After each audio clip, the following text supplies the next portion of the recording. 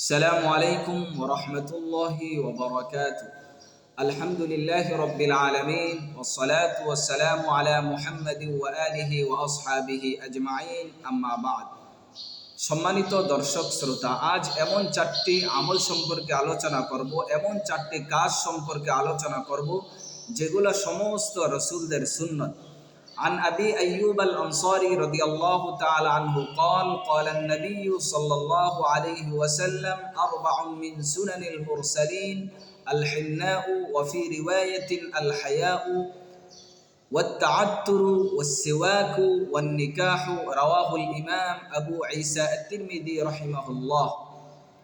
হাদিসটি রাসূলের বিশিষ্ট সাহাবী হযরত আবু আইয়ুব আনসারী রাদিয়াল্লাহু তাআলা আনহু থেকে বর্ণিত। তিনি বলেন, রাসূলুল্লাহ সাল্লাল্লাহু আলাইহি ওয়াসাল্লাম বলেছেন, চারটি জিনিস সমস্ত রাসূলদের সুন্নত।